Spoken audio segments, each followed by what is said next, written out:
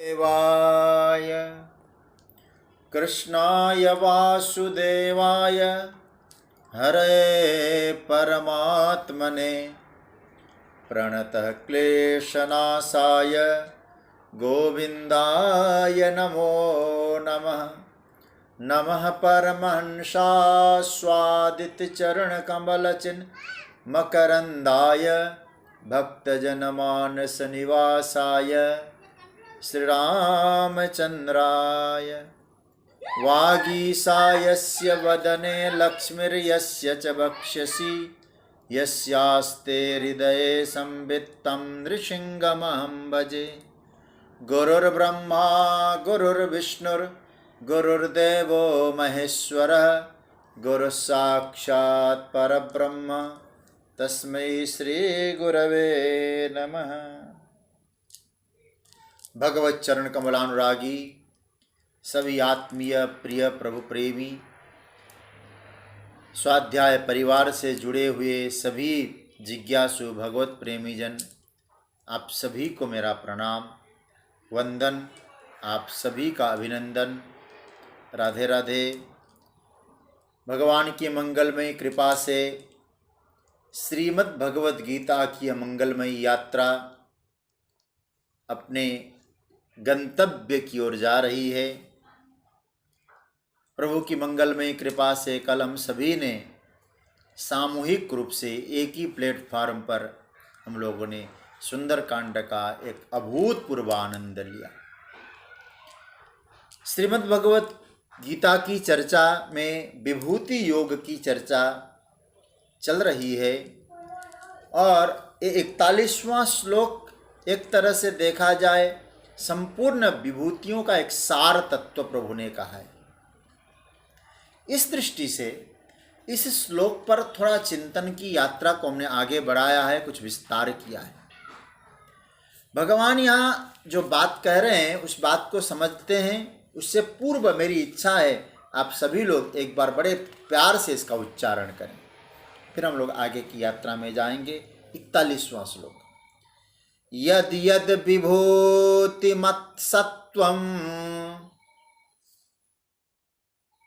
श्रीमदुर्जितमेव वा तत्तदेवावगच्छत्वं मम तेजोंशसंभवम्। भगवान ने कहा कि जहाँ तीन जो चीज़ें दिखाई दे और मेरी विभूति मेरे तेज का एक अंश है, ऐसा तुम्हें समझना है। तो तीन कौन कौन सी चीज़ें थी? भगवान ने कहा जहाँ मेरा ऐश्वर्य दिखाई दे, जहाँ श्रीमंतता दिखाई दे और जहाँ उत्साह दिखाई दे, तो वह स्रोत परमात्मा की याद की ओर ले जाए। वो स्रोत परमात्मा है, ऐसा भाव हमारे जीवन में बनना चाहिए। तो दो चीज़ों पे हमने चर्चा की, 6 प्रकार के ऐश्वर्यों की चर्चा की, उसके बाद श्रीमंतता की चर्चा की, धन की बात भगवान ने कही तो धन में कौन कौन से गुण होने चाहिए, विद्या, विनय, संपत्ति और फिर धन से फिर धर्म, ये सब उसमें सम्मिलित होते हैं। प्रभु तीसरी बात कहते हैं ऊर्जितम। 3 बातें आ गई। श्रीमत, पहले तो कहा यद यद विभूतिमत ऐश्वर्य, दूसरा श्रीमत धन और तीसरा बताया ऊर्जा। तो यहाँ ऊर्जितम शब्द है। तृतीय सूत्र पे हम लोग चिंतन करें। भगवान कहते हैं जहां जहां ऊर्जा दिखाई पड़े वो मेरा अंश समझ लो। उत्साह जो जीवन में प्रकट हुआ करता है, कभी कभी हमारे जीवन में जो परिस्थितियां आती है ना, प्रायः परिस्थितियां अंतःकरण को दबाने का भरसक प्रयास करती है, दब भी जाती है।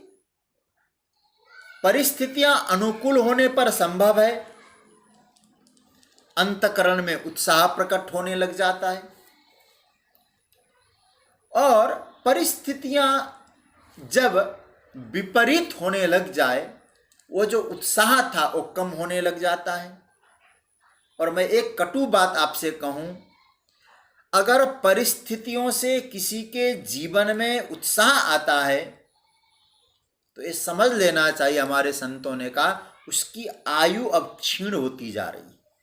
क्यों?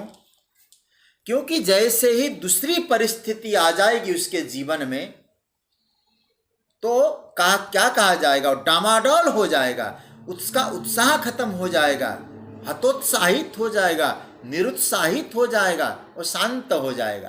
क्योंकि परिस्थितियां जब मानसिक स्थिति को डामाडोल करने लगती है तो व्यक्ति धीरे धीरे धीरे धीरे जीवन मूल्य खत्म करने लगता है। ऐसे लोगों को कहा जा सकता है आरंभे शूराः। शुरुआत में तो बड़े अच्छे होते हैं, आरंभे शूरा,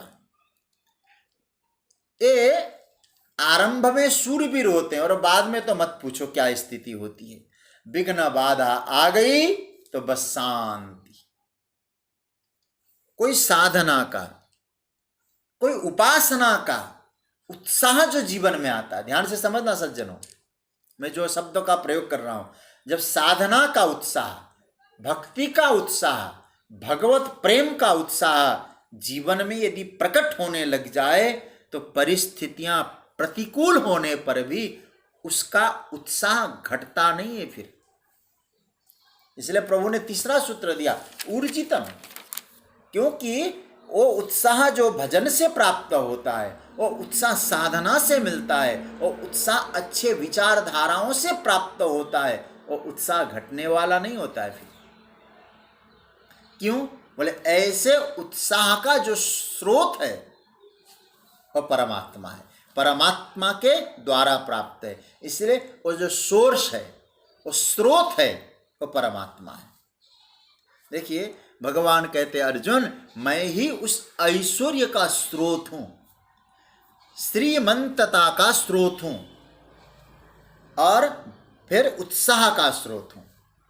तो जहां जहां आपको ऐश्वर्य दिखाई दे, जहां जहां श्रीमंतता दिखाई दे और जहां जहां उत्साह दिखाई दे, भगवान कहते मम तेजोंश संभवम, मेरे तेज के एक अंश से प्रकट हुआ है, ऐसा तुम्हें समझना है। सज्जनों, मैंने महापुरुषों से सुना है प्रभु का तेज कैसे प्रकट होता है जीव मात्र में, इसको आप ध्यान से समझना, और ये संतों का अनुभव है। पहले तो आपको ये समझना है, हमारे यहाँ भगवान के कलाओं की संख्या बताई गई। वो कलाओं का वर्णन मैं नहीं करूँगा, लेकिन आप लोग समझदार लोग हैं। परमात्मा जो पूर्णावतार लेके परमात्मा प्रकट होते हैं, उस समय वो पूर्णावतार में 16 कलाएं मानी गई। 16 कलाएं होती। हमारे भगवान श्री कृष्ण पूर्ण पुरुषोत्तम होने के कारण उनमें 16 कलाएं मौजूद है। अब उन 16 कलाओं को भगवान किस किस को कितने कितने प्रदान कर सकते हैं, ये महापुरुषों का बहुत मतलब ये समझ गौण चिंतन है, गुह्यतम चिंतन है। अगर इन 16 भागों में परमात्मा की जो कला है और कैसे कैसे जीवों में प्रकट होती है, इस बात को थोड़ा हम समझ लें। यह तेजों से संभवम फिर अच्छी तरह समझ में आ जाएगा। यह तो आपको समझना है कि जीव 4 प्रकार के होते हैं, यह आप लोग नोट कर लें। जीवों की उद्विज, ऐसे जरायुज, स्वेदज, अंडज, उद्विज, ये 4 प्रकार के होते हैं। फिर मैं दोहरा रहा हूं, जरायुज, जरायुज का मतलब जेर से पैदा होने वाले, जैसे जेर से ढक के जो आते हैं पशु, मनुष्य, इन सबको एक श्रेणी में रखा है। क्या है? जरायुज। और कुछ होते हैं अंडज। अंडज को समझ रहे होंगे आप, अंडे से पैदा होते हैं। अंडा फूटा और पैदा हुए, उसमें पक्षी है, सर्प है, ये सब आते हैं। तीसरे होते हैं स्वेदज। स्वेदज को कहते हैं जो पसीने से पैदा होते हैं, वो कीड़े मकोड़े। स्वेद, जैसे आप कहीं पानी रख दें वहीं प्रकट हो जाता है, गंदगी में प्रकट होते हैं। और चौथे हैं उद्बीज, बीज से पैदा होते हैं, वृक्ष वनस्पति आदि। तो 4 प्रकार की सृष्टि है, और मैं इसलिए आपको समझाने की कोशिश कर रहा हूं। इधर 4 प्रकार की सृष्टि है, उधर 16 प्रकार की कला है। 16 प्रकार की कलाएं किस किस जीव में प्रकट होती है, कहते हैं कि इसको थोड़ा सा समझना। जो मैंने कहा उद्बीज, अब उद्बीज को आप क्या समझते हैं, तो कहते हैं उद्बीज उनमें भगवान की एक कला प्रकट होती है, बस वन। इतना कहा है हमारे महापुरुषों का चिंतन है, एक कला उद्बीज में प्रकट होती है। अब धीरे धीरे उसमें वेरिएशन होता है, परिवर्तन होता है, फिर अलग अलग रूप में कोई बहुत बड़ा वृक्ष बन जाता है, कोई छोटा वृक्ष होता है। लेकिन ऐसा महापुरुषों का चिंतन है, उस उद्बीज जाति में परमात्मा की एक कला प्रकट होती है। जो स्वेदज है, स्वेदज समझ रहे हैं ना, मैंने कहा था ना, जो स्वेद, स्वेद मतलब पसीने, उस प्रकार से प्रकट होते हैं, जैसे कीड़े मकोड़े इत्यादि है, क्योंकि वे चर है। और आपने देखा होगा ऐसे उड़ भी सकते हैं, चल भी सकते हैं, और पसीने से इत्यादि से जो उत्पन्न होते हैं, भगवान कहते हैं उनमें परमात्मा की 2 कलाएं प्रकट होती हैं। 16 कलाओं से 2 कला, वो भी अंश रूप में प्रकट होते हैं। अब तीसरे कोटि के जो जीव है कौन हुए, अंडज। आपने वो तो नोट कर ही लिया है, अंडज। अंडज में भगवान की 3 कलाएं प्रकट होती है। मतलब क्योंकि अंडज, उसमें आप कह सकते हैं, मैंने कहा था ना, सर्प भी आते हैं, पक्षियां भी आते हैं, मेढक भी आते हैं। तो उन अंडज में 3 कलाएं, क्योंकि वहां इंद्रियों का विकास होता है। आपने विचार किया होगा, अंडज जीवों में इंद्रियों का विकास होता है।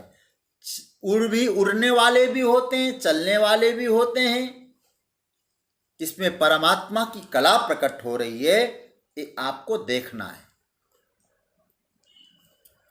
फिर का जरायुज, जो रजवीर्यक से मिलकर प्रकट होते हैं। ये 3 तो आप समझ लिए होंगे, और मैं फिर कह दूं, आपको समझ में ना आए तो मुझे व्यक्तिगत फोन करके भी आप लोग समझ सकते हैं, लेकिन मुझे जहां तक है आप लोग समझ जाएंगे। तो जरायुज जो मैंने कहा था, उसको 2 हिस्से में बांट दीजिए। जरायुज को 2 पार्ट कर दीजिए, द्विपाद जरायुज, चतुष्पाद जरायुज। 2 पैर वाले और 4 पैर वाले ये जरायुज जो 2 प्रकार के होते हैं। तो कहते हैं जो जरायुज है, जिसमें जो द्विपाद हैं और 4 चतुष्पाद है, लेकिन जो चतुष्पाद है उसमें 4 कलाएं प्रकट होती हैं। आप समझ रहे होंगे, उद्बीज में 1 कला, स्वेदज में 2 कला, अंडज में 3 कला, और जरायुज में भी जो 4 पैर वाले हैं उनमें 4 कलाएं प्रकट होती हैं। क्योंकि जरायु ना जेर से ढके हुए, जेर से पैदा होने वाले, तो उसमें गाय बैल सब पैदा होते हैं। अब द्विपाद में, 4 पाद में तो कितने आ गए, 4 कलाएं, और द्विपाद जो जरायुज है उसमें 5 कलाएं प्रकट होती। देखते जाइए कि कैसे विकास होता है। डार्विन क्या कहता है, ये तो बंदर से आदमी बने हैं। जरा सोचिए, हमारे ऋषियों का चिंतन, बंदर से आदमी नहीं बनता है, ऐसे ही कलाओं का विकास होता है, और परमात्मा की कलाओं का विकास है। डार्विन का विकासवाद बेकार की बात है। हमारे शास्त्रों ने क्या कहा, अरे भाई, आदमी धीरे धीरे अपनी कला को विकसित करता है। वो कला उनकी नहीं है, परमात्मा के द्वारा प्रदत्त है। तो सज्जनों, और 5 जो है, जो द्विपाद वाले हैं उनमें 5 कलाएं प्रकट होती हैं। फिर उन 5 कलाओं में बहुत अच्छा परिवर्तन होता रहता है, वेरिएशन होता रहता है उस द्विपाद में। फिर बोलते हैं, द्विपाद तो आप समझ लिए होंगे, 5 कलाएं तक तो आपने समझ लिया, अब आगे आप समझ लीजिएगा। जो भगवान कहते हैं विभूतिमत क्या है, ऊर्जितम क्या है, तब आपको समझ में आ जाएगा। भगवान कहते हैं उसमें भी जो साधक कोटि के हैं, किसमें? द्विपाद जरायुज में, जो 2 पैर वाले जरायुज वृत्ति के, उसमें भी जो साधक कोटि के जो लोग हैं, उच्च कोटि का साधक है, धर्मात्मा है, संध्योपासना करता है, शास्त्र चिंतन करता है, तपस्या की वृत्ति उसने जीवन में अपनाई हुई है, सदाचार पालन करता है, शौचाचार पालन करता है, भक्षा भक्ष का ख्याल रखता है, अपने विहित क्षेत्र में ही रहता है, उसमें भगवान की 6 कलाएं प्रकट होती हैं। उसमें 6 तक पहुंच रहे हैं हम लोग, 6 कलाएं प्रकट होती हैं। याद रखना, इसीलिए वह बिल्कुल अलग दिखता है। द्विपाद है, वो 2 पैर से चलने वाला मनुष्य है, लेकिन बिल्कुल अलग दिखता है। ये भीड़ वाला लगता नहीं है, भीड़ में भी अलग उसकी चमक होती है, उसकी हाव भाव में, उसकी मुख मुद्रा में, उसके तेज में, अरे महाराज, उसके ओज में, उसकी कांति में, वो जब बोलता है उसकी वाणी में थोड़ा प्रभाव बिल्कुल अलग अलग जैसा लगता है। तो कहने का अर्थ क्या, सर्वसाधारण नहीं होता है। तो ये ऐसा जो व्यक्ति है, साधक कोटि का है, निरंतर साधना में तत्पर है, ऐसे साधक में 6 कलाओं का प्रादुर्भाव हुआ। ठीक है, यहां तक आप समझ लिए होंगे। लेकिन उससे भी आगे की स्तर एक की और बात कही, उनका नाम है जीवन मुक्त। जीवन मुक्त मतलब वो जीवन मुक्त जो महापुरुष है, वो पहले साधक कोटि में था, मतलब जरायुज में था, द्विपाद जरायुज में था, फिर साधक कोटि में आया। साधक कोटि में आकर अपनी उस साधना को निरंतर करते करते उस इस स्तर पे पहुंच गया, उसको हम कह सकते हैं जीवन मुक्त। वेदांत में कह दूं, मैं फिर कहूं, वेदांत की गहन चिंतन हम 2 अध्यायों के बाद 13वें अध्याय में करेंगे, लेकिन केवल एक कहूं, उस साधक का जो लिंग शरीर है वो बाधक हो गया, जीवन मुक्त व्यक्तित्व प्रकट हो गया। तो कहते हैं ऐसा साधक कोटि से भी ऊपर जो जीवन मुक्त व्यक्तित्व है, उसमें परमात्मा की 7 कलाएं प्रकट होती, 7 कलाएं प्रकट होती। उसमें भगवान की 7 कलाओं का प्रकाश दिव्यत्व रूप से जगमगाता है। जहां भी देखो उसकी दिव्य कलाएं प्रकाशित होती है, मानो वो प्रकट हो गया, संपूर्ण जगह प्रकाशित हो जाता है। ये 7 कलाएं। इसलिए मैं आप सबको एक मंत्र की ओर ध्यान चाहूंगा। ये मंत्र है मुंडक उपनिषद का, और मुंडक उपनिषद में बहुत सुंदर मंत्र बताया है। ये 3य मुंडक है, प्रथम खंड है, और 10 नंबर का मंत्र है। मुंडक उपनिषद में आपको बता रहा हूं, फिर याद दिलाऊं, 3य मुंडक, प्रथम खंड और 10 नंबर का मंत्र है। इसमें क्या कहते हैं, ऐसे उच्च कोटि के साधकों का वर्णन आया है। कौन से? बोले जीवन मुक्त साधक, जिनमें 7 कलाएं प्रकट होती। क्या कहते हैं मंत्र? मंत्र दृष्टा ऋषि, यम यम लोकम मनसा संविभाति विशुद्ध सत्व कामयते यांश्च कामान तम तम लोकम जयते तांश्च कामान तस्मात् आत्मज्ञम ह्यर्चयत भूति काम। बड़ा प्यारा मंत्र है। और आपको कहूं, हमारे गुरुदेव भगवान इस मंत्र को बहुत प्यार से बोलते थे। और नीचे वाली पंक्ति तो कहते तस्मात् आत्मज्ञम ह्यर्चयत भूति काम। कहते हैं कि यम ऐसे जो जीवन मुक्त संत है, जो साधना से एक और ऊपर जाकर 7 कलाओं को प्राप्त कर चुके हैं, उनके विषय में आया है, वो संकल्प सिद्ध होते हैं। जिस जिस लोक की परिकल्पना मन में कर लेते हैं, उन लोक की कामनाएं उनके घर में प्रकट हो जाती। तम तम लोकम जयते तांश्च काम, तस्मात्, इसलिए आत्मज्ञम हर्चेद भूति काम।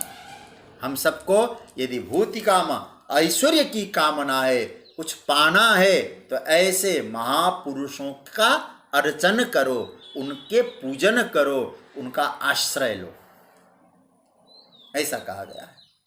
ये बिल्कुल जीवन मुक्त है। और याद रखना, आखिर इस धरती पर ऐसे लोग हुए हैं जिसमें परमात्मा की 7 कलाएं प्रकट हुए हैं। क्योंकि मैं जो बात कहने जा रहा हूं, भगवान कहते विभूति जो दिखाई दे वो मेरी समझ लो। परमात्मा की कलाएं उतर के आती है। अरे आप सब कथा सुनते हैं, मुर्दे को जीवित करने वाले संत मिले। आपने सुना होगा ना, ज्ञानेश्वर भगवान ने दीवार चला दी, जिस घर पे बैठे थे उनकी दीवारें चलने लग गई, चबूतरा ही चलने लग गया उनका, जिस चबूतरे में बैठ जाते थे। है ना इतिहास है सब। सज्जनों, हम लोग कभी कभी सोचिए, हम लोग अपना शरीर नहीं चला पाते, यहाँ से वहाँ ले जाना हमारे हालत दुभर हो जाता है। दीवार चला दी, चबूतरा चला दी महा ज्ञानेश्वर भगवान ने। तो कहने का अर्थ यह है, आपने तो मैं तो ऐसा पढ़ा हूँ महाराज ज्ञानेश्वर जी के विषय में, उन्होंने भैंस के द्वारा वेद को प्रकट कर दिया, वेद बुलवा दी भैंस से। हम लोग मरते हैं, वेद का उच्चारण नहीं हो पाता, और भैंस से वेद बुलवा देते हैं। मैं जब रामचरितमानस पढ़ता हूँ ना, आज मैं जब इस श्लोक पर चिंतन कर रहा था, मुझे भरत चरित्र में भरद्वाज का एक सुंदर स्वरूप याद आया।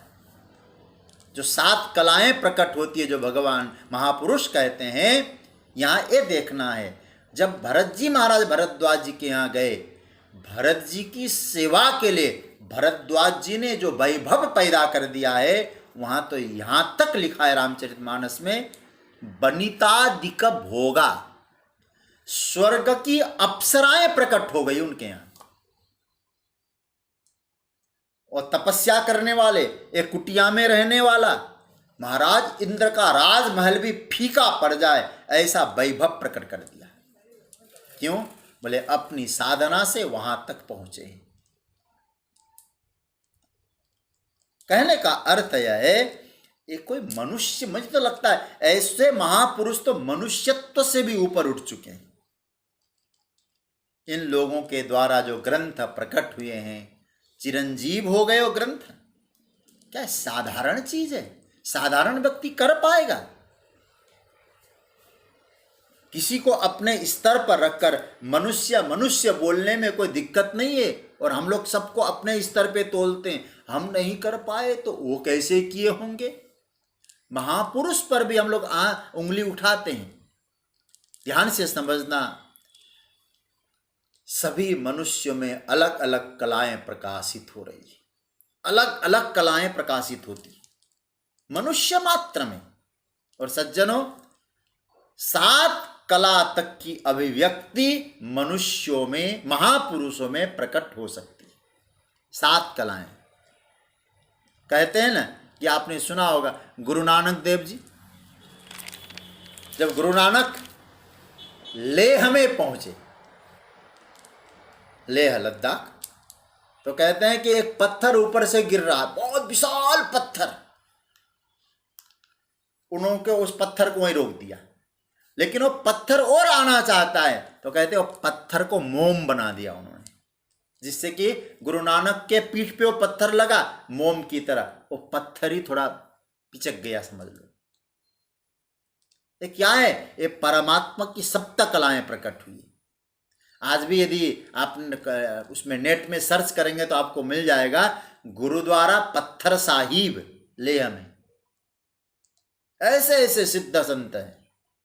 आप सोचिए जरा, इतना भ्रमण किया है ना गुरु नानक देव जी ने, वो भी पैदल।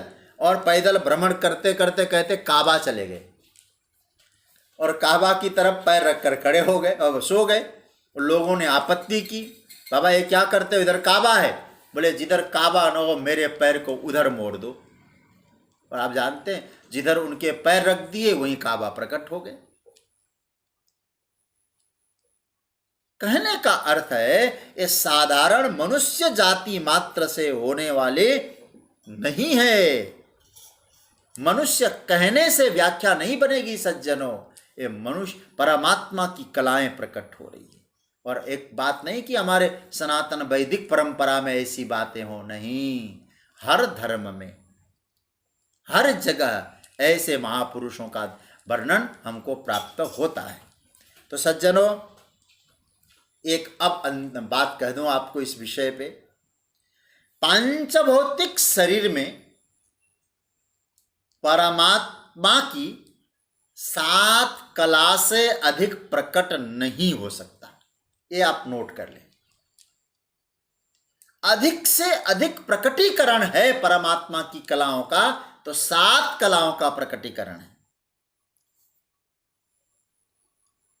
और मैं इस विषय में जो चिंतन कर रहा था, स्वामी चिन्मयानंद जी को भी मैं कोट करना चाहूँगा। मैं उनके ग्रंथों को पढ़ता हूँ, मैं बहुत प्रभावित हूँ। वेदांत परक ग्रंथ भी है उनके, बहुत मैं प्रभावित होता हूँ। मैं जगत गुरु शंकराचार्य का पुजारी हूँ तो उनका अद्वैत सिद्धांत तो मैं प्रभावित होता ही हूँ। लेकिन वो क्या कहते हैं, पांचभौतिक शरीर में, मनुष्य शरीर में, मनुष्य है, मनुष्य भगवान का अवतार नहीं हो सकता है। याद रखना इस बात को, महापुरुषों की वाणी है। मतलब भगवत तत्व की अनुभूति करना अलग बात है और भगवान बनना बिल्कुल अलग बात है। भगवान बनने की बात, भगवत तत्व की अनुभूति करें। देखिए भगवान मनुष्य बन के आ सकते हैं, आप इसको बात समझना।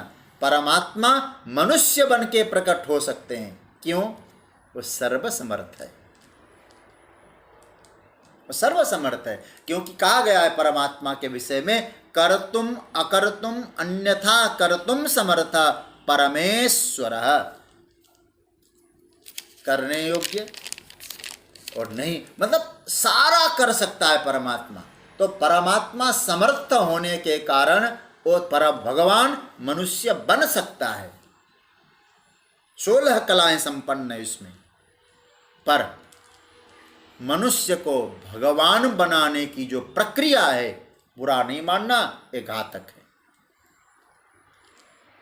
सनातन धर्म के संतों ने, अथवा हम कहें सनातन धर्म ने, इसका विरोध किया है। घोर आपत्ति है इस पर। यह मानव देह वाला व्यक्ति अपने आप को खुद भगवान भगवान भगवान कहे, ये बहुत गलत बात है, ये ठीक नहीं है। हम साधक है और भगवान कह रहे तुम में मेरी ऊर्जाएं प्रकट हो सकती है, लेकिन पूर्ण भगवत्ता 16 कला संपन्न वो तो मैं हूं। क्योंकि तुम यदि देह धारण किया है तुमने, तो 7 कलाओं से अधिक तुम्हारे में हो ही नहीं सकते। और वो भी कला किसकी? भगवान कहते मम तेजोंश संभव। इसलिए भगवान का अंश किसी में प्रकट होता है तो 7 कलाओं चाहे कुछ हो, आप अपनी श्रद्धा से उनको भगवान कहें, कोई दिक्कत नहीं। रमण महर्षि को हम भगवान कहने को तैयार हैं, लाहिड़ी जी महाराज को भगवान कहने को तैयार है। भगवान रमण महर्षि, भगवान योगानंद जी कहने को राजी, भगवान शंकराचार्य कहने को तैयार है, भगवान रामानुजाचार्य कहेंगे, भगवान रामानंदाचार्य कहेंगे।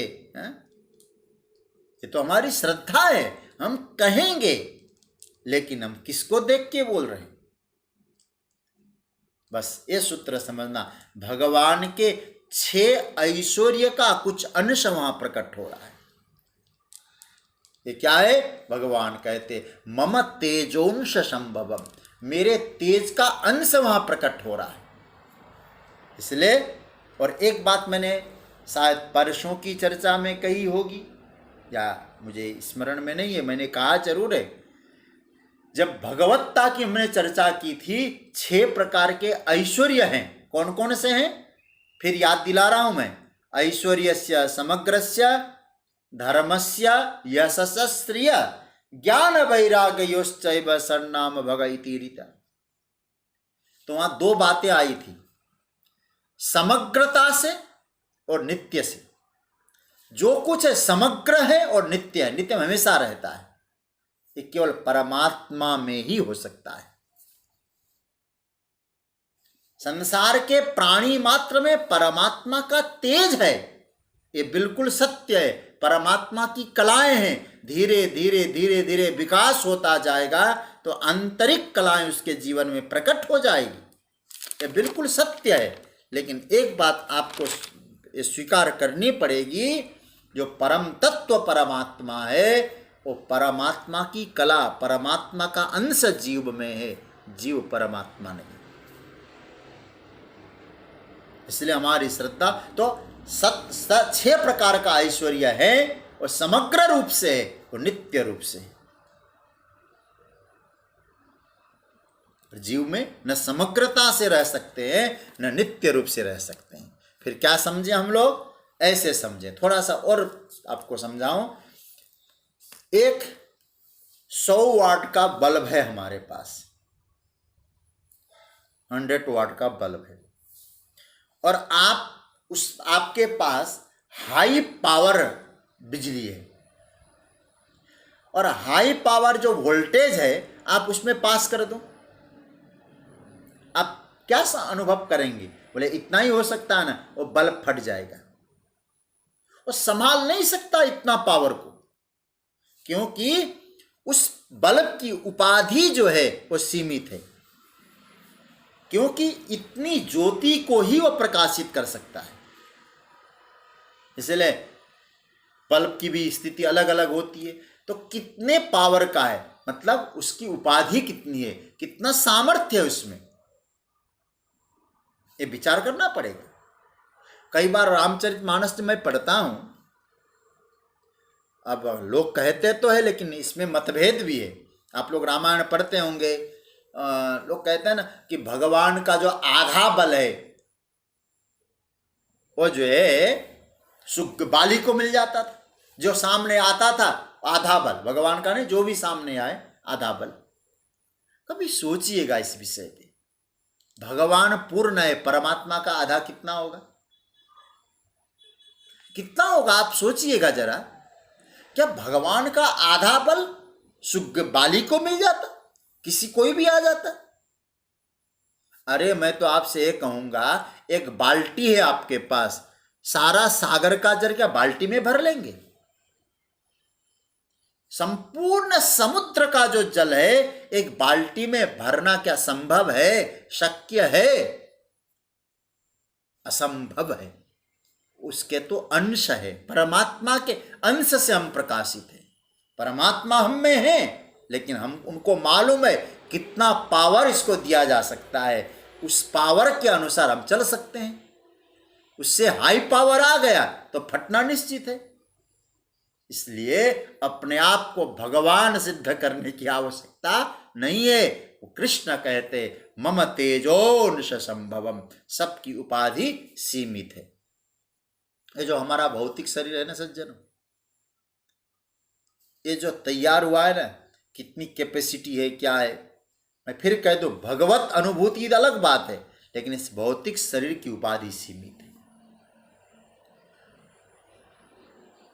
और भगवान के सीमित ऐश्वर्य को ही इस शरीर के माध्यम से प्रकट किया जा सकता है।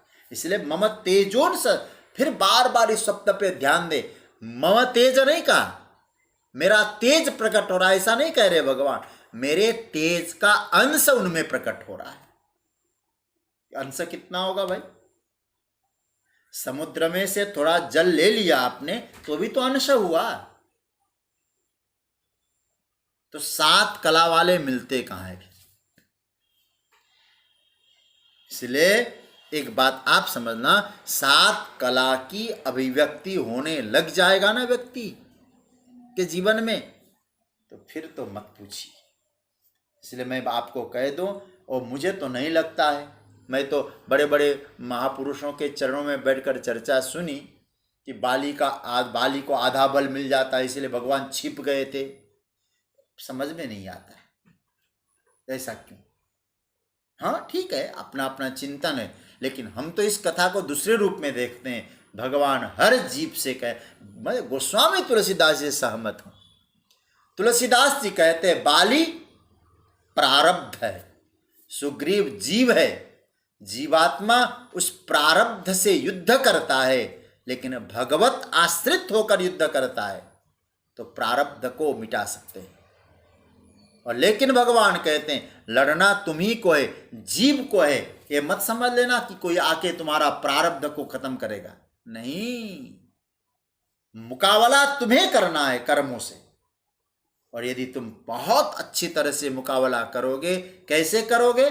गुरु का आश्रय होगा। गुरु मतलब हनुमान, हनुमान का आश्रय होगा।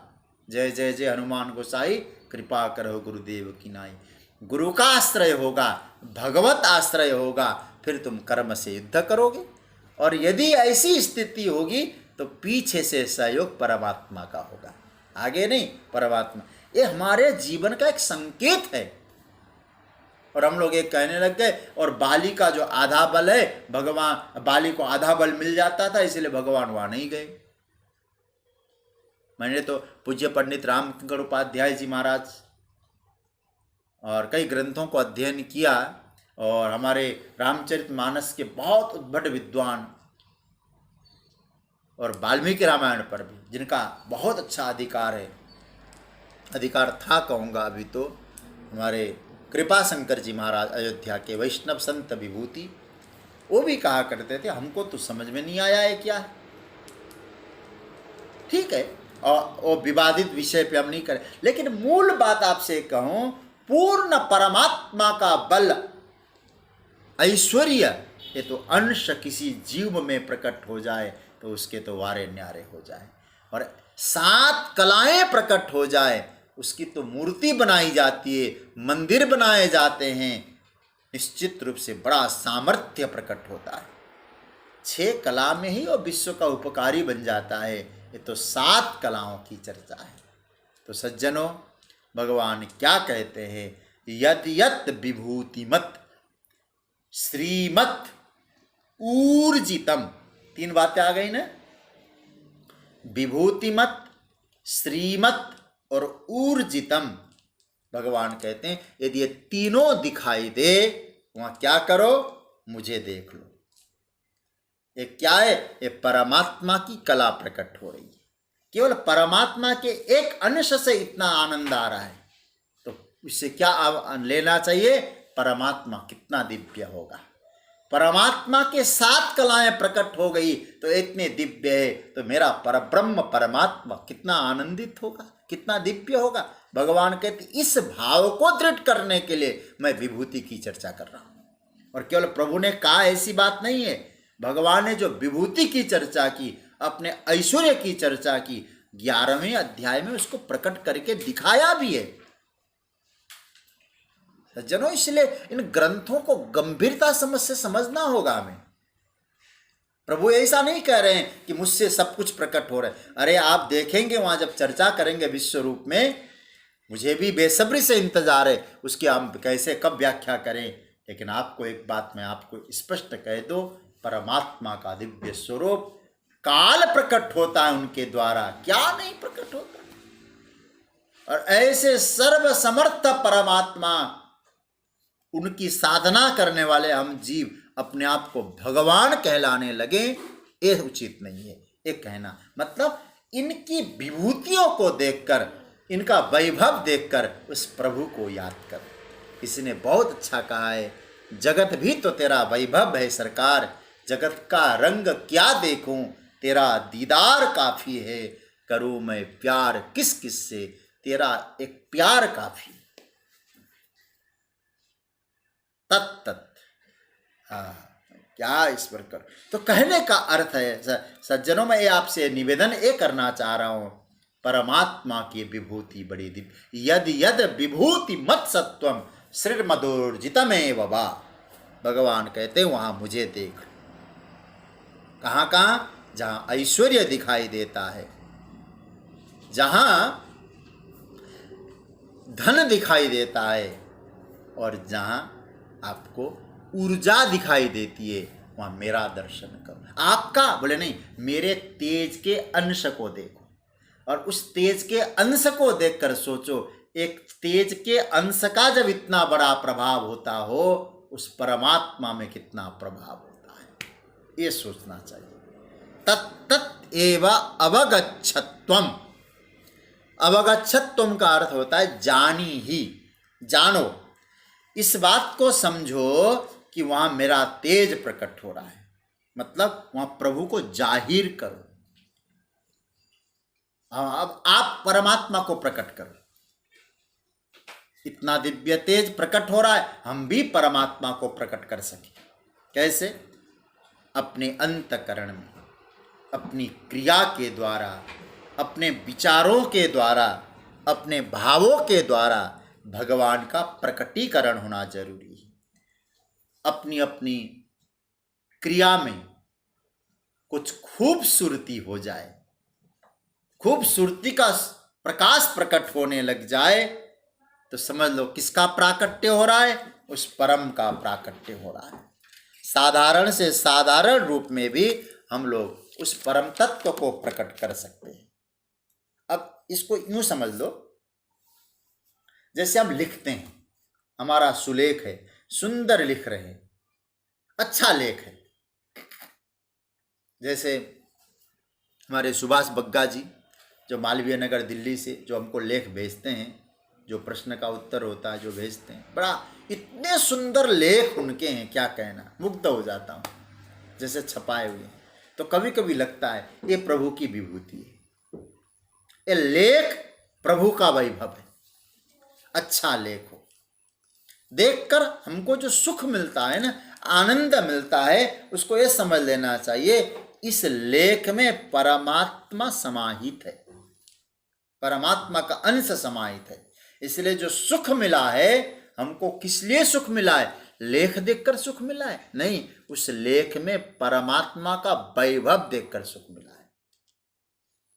ये आप समझ लेना थोड़ा सा। कोई अच्छी चीज दिखाई दे, आपको सुख मिल रहा है, तो ये मत समझ लेना कि वो अच्छी चीज की करामाती है, बल्कि वो परमात्मा का अंश प्रकट हुआ, उसकी करामाती है। कोई आप बहुत सुंदर पेंटिंग बनाते हैं, अथवा किसी दूसरे का बनाया हुआ कोई पेंटिंग है, उस पेंटिंग को देखकर आप सुख का अनुभव कर रहे हैं, तो आपके मन में क्या आना चाहिए? ये सुख, पेंटिंग में जो सुख है ना, जिसके हाथों में, आप जरा सोचिए, जिसके हाथों ने ब्रश लेकर वो सुंदर पेंट बनाया होगा, पेंटिंग क्या होगा, मैं इसको जो देख रहा हूं ना, ये पेंटिंग देखकर जो सुख का अनुभव हो रहा है, इस पेंटिंग में परमात्मा समाहित है, परमात्मा का वैभव समाहित है। तो आपको क्या याद आ जाए? और भगवान याद आ जाए। इसलिए क्रिया का जो सौंदर्य, उसमें परमात्मा प्रकट हो, विचार का सौंदर्य आया, परमात्मा का प्रकटीकरण हो जाए, भाव का सौंदर्य आया, भगवान प्रकट हो जाए। बस वस्तु को देखकर ये तो सोचो। मुझे याद आ रहा है एक प्रसंग, भागवत जी में जब मोहिनी भगवान प्रकट हुए, सुंदर साड़ी पहनकर समुद्र में से नारी रूप में भगवान जब प्रकट होते हैं ना, तो रूप तो एक है मोहिनी, लेकिन उस मोहिनी को देखकर राक्षस लोग कहते हैं, वाह अहो रूपम अहो धाम अहो अस्या नवम बया। देखो भाव, क्या रूप है, नई नई उम्र है तुम्हारी। देवता लोग कह रहे हैं क्या सुंदर है। आपकी रोज स्तुति करते थे, त्वमेव माता च पिता त्वमेव। आज तक तो पिता वाला रूप देख पाए, माता वाला रूप नहीं देख पाए, आप मां भी बनते हो। देखिए रूप तो एक ही है ना, परमात्मा का ही सौंदर्य, परमात्मा की दिव्यता प्रकट हो रही है, लेकिन भाव क्या है, आंतरिक भावना क्या है आपकी। तो अब आप सोचिए, किसी सौंदर्य को देखकर परमात्मा की याद आ जाए तो आपके भाव में से परमात्मा का प्राकट्य हो रहा है। इसलिए हम अपने भाव को दैवी बनाते हैं कि आसुरी बनाते हैं। कोई अच्छा सुंदर संगीत सुन के आनंद आ रहा है, जो सुख मिल रहा है, तो समझ लीजिएगा ये संगीत नहीं है, परमात्मा का वैभव है। सूरदास जी संगीत सुनाते थे, कन्हैया आके सुनता था। हरिदास जी जब संगीत लेकर बैठ तानपुरा लेके बैठते थे, सितार लेकर बैठते थे, तो हमारे बांके बिहारी जी उनके संगीत को सुना करते थे। सूरदास जी, मीरा जी, मैं केवल इतना आपसे, कभी आप अनुभव करना इस बात को सज्जनों, आप भजन करते हैं, कभी एकांत में बैठना, अनुभव करके देखिए। साधना का मार्ग है, मझिरा बजानी आती हो ना, बजा लेना, बहुत अच्छा लगेगा। धीरे धीरे मझिरा बजाओ, नहीं तो कोई बात नहीं, कीर्तन करो और आंख बंद करो, और ठाकुर जी यदि सामने हैं, ठाकुर जी के सामने करो, नहीं है तो एकांत में नेत्र बंद करके करो और भाव बनाए रखो। देखो मैं गा रहा हूं, मेरा कन्हैया मेरे इष्ट सामने बैठ के सुन रहे हैं। आपका जो संगीत का सौंदर्य देखना कितना आनंददायक होगा। अपने आप शब्द ही संगीत बन जाएंगे। कहीं मीरा किसी शास्त्रीय विद्यालय में जाकर अध्ययन नहीं की थी। आज उनके पदों पे अनेक अनेक रागों को उनके पद अनेक अनेक रागों से गाया जाता है। क्यों? बोले परमात्मा का वैभव समाहित है, परमात्मा प्रकट होते हैं उनके पद में, क्योंकि भाव ऐसा बना के रखा है। आप बना के तो देखें, आपके शब्द नहीं होंगे, वो शब्द में कन्हैया प्रकट होगा।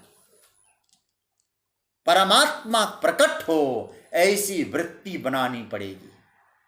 हमारे जीवन में भी ऐसी वृत्ति आए तो कन्हैया कहते श्रीमत विभूतिमत श्रीमत ऊर्जितम। इसके लिए क्या है, मैं तो केवल इतना कहूंगा, बाहर का सौंदर्य ऐसा बनाओ। जैसे मैं एक छोटा सा उदाहरण दूं आपको। कभी कभी कोई वस्तु दिखा, जैसे छोटे बालक होते हैं ना, अभी भोजन किया होगा 1 घंटा पहले, कोई चीज दिखाई दे ना, तो आप देख लेना उनको तुरंत भूख लग जाती है। अभी भोजन किया, पेट भरा हुआ है, वस्तु को देख के भूख अरे हनुमान जी भी माँ के सामने जाते तो कहते, सुनो माँ तुम्हें अतिशय भूखा, लागी देखी सुंदर फल रूखा, फल देखकर भूख लग आई। तो वस्तुओं को देखकर जैसे भूख लग जाती है सज्जनों, तो भूख तो भीतर है ना, बाहर वस्तुओं को देख के प्रकट होता है। बस मैं इतना ही कहूंगा। और एक उदाहरण दूं, जैसे गुस्सा, क्रोध, वो भीतर बैठा है, तो बाहर से कोई गाली देता है ना, भीतर से क्रोध प्रकट होता है। तो हमारा कन्हैया क्या कहता है, कन्हैया कह रहे हैं कि तुम्हारे भीतर मैं बैठा हूं। ईश्वर सर्वभूतानाम हृदय सिर्जुन तिष्ठति, 18वां अध्याय। और दूसरा, मम उरसो वासी, परमात्मा भीतर बैठे हैं, प्रकट होने को लालायित हो रहे हैं। बस वृत्ति ऐसी बना के रखिए, वो प्रकट हो जाए, हर इंद्रिय से प्रकट हो, आप परमात्मा के वैभव बन जाओ। साधना क्या बननी चाहिए सज्जनों, उनको जाहिर करना है, उनको प्रकट करना है। परमात्मा केवल अनुमान का विषय न बने, अनुभूति का विषय बने। हमारी क्रिया में, हमारे भाव में, सब जगह वो प्रकट हो जाए। भगवान कह रहे, अर्जुन जहाँ जहाँ भी ऐश्वर्य दिखाई दे, जहाँ जहाँ लक्ष्मी दिखाई दे, जहाँ जहाँ ऊर्जा दिखाई दे, मेरे तेज का एक अंश है, ऐसा समझ लेना। क्या? अवगच्छत्वम। ये अवगच्छ जो शब्द है ना, बहुत प्यारा शब्द है। देखिए भगवान क्या कहते, तत्तदेवावगच्छत्वम। अवगच्छ, अवगच्छ का अर्थ ऐसे जगतगुरु शंकराचार्य भगवान ने कहा, जानी ही, जानो, समझो। लेकिन इस पर कई आचार्यों ने बड़ा सुंदर वर्णन किया है। संस्कृत का कुछ नॉलेज हो और गंभीरता से आप मनन करें गीता के श्लोकों को, आपको भी आनंद आएगा। देखिए, भगवान ने 20वें श्लोक से लेकर 39वें श्लोक तक विभूतियों का वर्णन किया। ये तो आप सुन चुके हैं। अधिकतर भगवान ने जब जब विभूतियों का वर्णन किया, आपने प्राय देखा होगा और आपने सुना भी है और चिंतन भी किया है, भगवान ने प्राय कहा अस्मि अस्मि अस्मि अस्मि, ऐसा ही कहा है। और अस्मि का अर्थ होता है हूँ, मैं हूँ, उसको संस्कृत में कहते हैं अस्मि, मैं हूँ, मतलब आई एम, अंग्रेजी में जिसको बोला जाता है मैं हूँ। तो कहते हैं ना, हर प्राय अस्मि, लेकिन 2 जगह भगवान ने विद्धि कहा। प्राय सभी जगह अस्मि कहा, 2 जगह विद्धि कहा। कहाँ कहाँ कहा? एक कहा है भगवान ने जो विद्धि शब्द का प्रयोग किया है 2 बार। 24वां श्लोक, आपके पास गीता का पुस्तक है ना, 24वां श्लोक जरा देखिए, वहाँ अस्मि नहीं कहा भगवान ने, विद्धि का। पुरोधसाम च मुख्यम माम विद्धि पार्थ बृहस्पति। पुरोहितों में मुझे हे अर्जुन बृहस्पति समझो। देवगुरु बृहस्पति हूं मैं पुरोहितों में, उसकी चर्चा हम कर चुके हैं। यहां एक शब्द आया, आप अंडरलाइन करिएगा विद्धि को। फिर आगे 27वें श्लोक में आप जाइए। 27वें श्लोक में भगवान क्या कहते हैं? उच्चै स्रव समस्वानाम विद्धि माम अमृतोद्भवम ऐरावतम गजेंद्राणाम नराणाम च नराधिपम। यहां विद्धि शब्द का प्रयोग। और बाकी सभी जगह अस्मि और यहां विद्धि। विद्धि का अर्थ होता है जान। कई जगह विद्धि को आचार्यों ने मान भी कहा है, पर सब जगह अस्मि, 2 जगह विद्धि, लेकिन यहां अवगच्छ। और विद्धि कहने का मतलब यह था कि वहां कहते हैं गुरु और राजा, जहां बृहस्पति की चर्चा आई वहां भी विद्धि, और राजा की चर्चा आई वहां भी विद्धि। मतलब राजा तुम्हारे शासक है, भौतिक जगत के और अध्यात्म जगत के शासक तुम्हारे गुरु हैं। तो व्यवहारिक जगत में भी अनुशासित बनो और पारमार्थिक जगत में भी अनुशासित बनो। ये बनते बनते भगवान कहते अस्मि अस्मि, वहां मैं। और लेकिन आगे जब 41वें श्लोक में भगवान कहते अवगच्छ, एक ही बार कहा अवगच्छ। अवगच्छ का मतलब होता है समझ। समझ का मतलब वास्तविकता को तू स्वीकार कर ले। वास्तविकता क्या है इसको स्वीकार करना होगा। देखो, अस्मि का जो प्रयोग है ना, ये बिल्कुल डायरेक्ट प्रयोग है। मैं हूं, एकदम डायरेक्ट, किसी तरह से कोई जो है जोड़ तोड़ वाला मामला ही नहीं है। लेकिन विद्धि जब कहते हैं कि भगवान सावधान कराते, विद्धि का मतलब तुम जानो मानो। लेकिन एक बात मैं आपसे कहूं, विद्धि मतलब जानो मानो, तुम्हारी बुद्धि स्वीकार न भी करे तो भी मान लो। ध्यान से समझना। कई बार ऐसी स्थिति आती है ना, शास्त्र ने कहा, गुरुजनों ने कहा, लॉजिकली हमारी बुद्धि सोचती अरे भाई ऐसा भी हो सकता है क्या, लेकिन नहीं, मानना पड़ेगा। भगवान ने कहा मैं हूं, सेकंड नंबर, मान लो।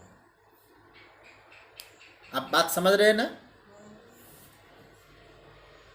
स्पष्ट बात आ गई।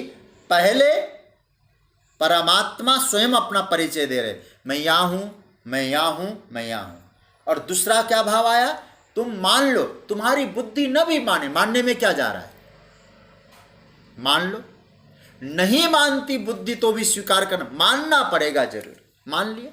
कई बार ऐसा होता है ना, हमारी कुछ परंपराएं ऐसी होती है, युवा वर्ग इसको स्वीकार नहीं करता, लेकिन माता पिता ने कहा चलो मान लेते हैं।